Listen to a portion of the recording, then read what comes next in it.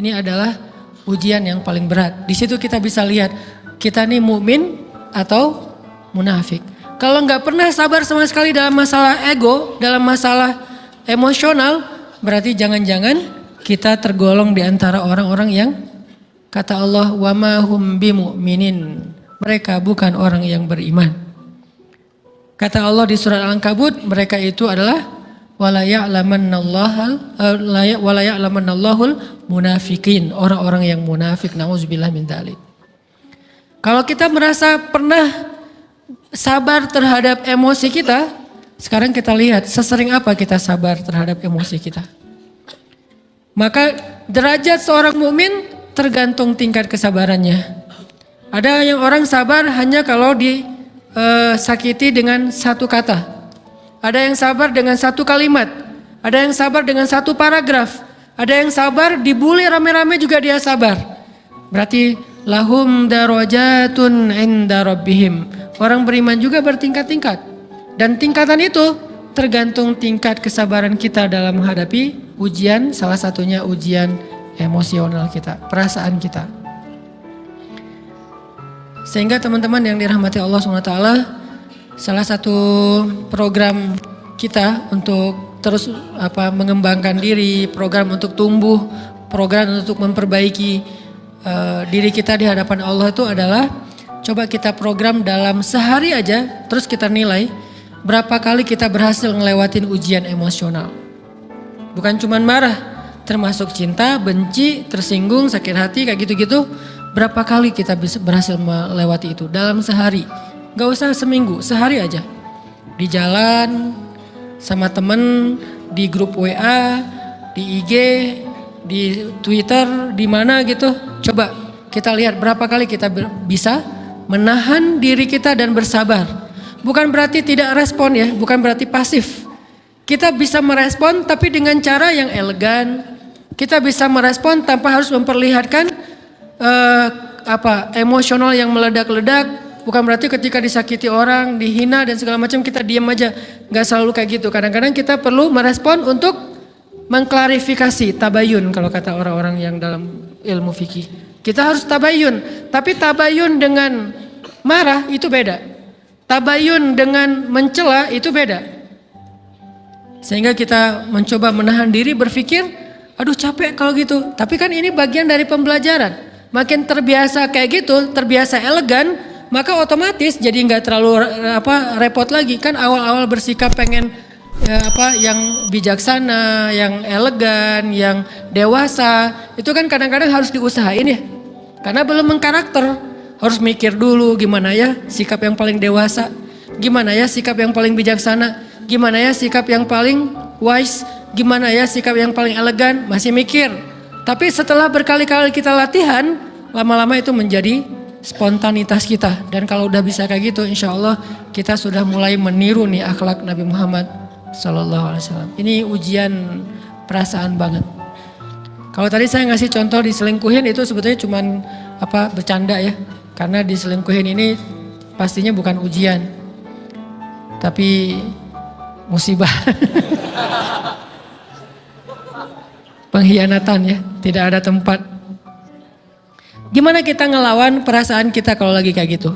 Gimana kita ngelawan perasaan kita kalau lagi diuji? Gimana cara kita bersabar? Karena iman dan sabar itu bisa dibilang satu paket. Gak disebut orang beriman kalau gak sabar. Dan insya Allah orang yang sabar itu adalah ciri-ciri orang beriman. Gak mungkin disebut orang beriman kalau gak sabar. Kita pikir memang iman itu hanya ucapan. Kalau iman itu cuma ucapan, inna sholati wa nusuki wa mahyaya wa mamati lillahi rabbil alamin, gampang. Kalau iman itu cuma ucapan, hasbiyallah wa ni'mal wakil, gampang. Kalau iman itu cuma ucapan, la haula wa la quwata illa billah, gampang. Kalau iman itu cuma ucapan, iyyaka na'budu wa iyyaka nasta'in, gampang. Tapi Allah mengatakan, wa ma hum bimu'minin. Ahasiban nasu ayyutraku ayyakulu amanna wa hum la yuftanun. Emangnya cukup dengan hanya mengatakan kami telah beriman lalu tidak diuji? Ternyata iman adalah sabar dalam ujian. Jadi nggak mungkin orang disebut beriman sementara dia tidak sabar, sementara dia emosional, sementara dia temperamen, sementara dia orangnya meledak-ledak, sementara dia orangnya mengeluh, sementara dia orangnya berputus asa. Nggak mungkin. Karena ulama mengatakan la tayasu. La tayasu, jangan berputus asa. Fa innal ya's laisa min akhlaqil muslim atau mukmin. Karena sesungguhnya keputusasaan bukan di antara akhlak orang yang beriman. Orang yang beriman itu tidak pernah berputus asa. Serumit apapun masalah kita, kalau kita punya yakin sama Allah bahwa Allah ala kulli syai'in qadir, maka kita pasti akan punya harapan. Kalau kita yakin bahwa Allahu Akbar, sebesar apapun masalah kita, Allah lebih besar daripada masalah kita, kan? Bukankah kita mendengar Allahu Akbar, Allahu Akbar. Ada gitu yang lebih besar daripada Allah? Harusnya kita tidak pernah berdoa kepada Allah sambil mengatakan, ya Allah, saya punya masalah besar. Itu sama aja dengan kita ngeledekin Allah. Sama aja kayak kita datang ke teman kita bilang gini, saya mau pinjam duit. Enggak akan banyak kok, saya tahu kamu kalau kebanyakan kamu enggak akan sanggup. Kan enggak mungkin kita ngomong gitu kan ya. Saya lagi banyak hutang nih. Saya mau minta tolong sama kamu. Insya Allah saya enggak akan minta seutuhnya. Saya tahu kamu juga kurang duitnya. Saya minta dikit-dikit aja lah. Kan enggak gitu kan cara kita minta tolong. Sama aja kita doa, ya Allah saya punya masalah besar. Ngomong ke Allah punya masalah besar. Kalau kita ngomong ke manusia kayak gitu wajar. Tapi ke Allah, ya Allah saya punya masalah kecil nih. Apa? Ada hutang sedikit, berapa? 100 M. Allah kan ghaniyun, maha kaya. Jadi jangan pernah mengatakan 100 M itu besar di hadapan Allah. Kita ngeremehin Allah banget. Bukankah Allah maha kaya? Jangan pernah mengatakan bahwa musibah kita, ditinggalkan orang yang kita cintai, dibully seluruh dunia, itu besar di hadapan Allah. Bukankah Allah cukup buat kamu, kata kamu? Inna sholati wa nusuki wa mahyaya hasbiyallahu ni'mal wakil. Jadi Allahu Akbar. Sehingga kalau kita berdoa, ya Allah saya punya sedikit masalah. Bukankah Umar pernah mengatakan, ya nafsi, idza daqat alaikid dunya, fala taquli ya Rabbi indi hammun kabir, faquli ya hammun indi rabbun kabir. Wahai jiwaku, kalau kamu merasakan kesempitan, kegalauan, bingung, sakit, jangan pernah kamu mengatakan, ya Rabbi saya punya masalah besar. Tapi katakanlah, wahai masalah, saya punya Rob yang maha besar. Iman dan harapan, berharap, itu nggak bisa dipisahkan. Iman dan sabar itu nggak bisa dipisahkan. Iman dan berserah diri atau menyerahkan urusannya, tawakul atau kita nyebutnya tawakal, nggak bisa dipisahkan. Bagaimana kita mau menyebut diri kita mukmin sementara kita nggak sabar ketika diuji dengan perasaan? Alhamdulillah kalau kita selama ini masih bersabar dengan ujian fisik. Ujian fisik yang setiap hari kita alamin apa? Lelah, capek, pulang kerja, pulang sekolah, pulang dari kampus, ngaji. Capek kan? Belum lagi macet-macetan, belum mandi pula. Dari tadi pagi, dari semalam kurang tidur, dan segala macam. Lelah, capek, ngantuk. Kadang-kadang sampai drop kesehatan kita. Kita bisa lalui itu, gak apa-apa, capek-capek juga. Yang penting saya pengen belajar.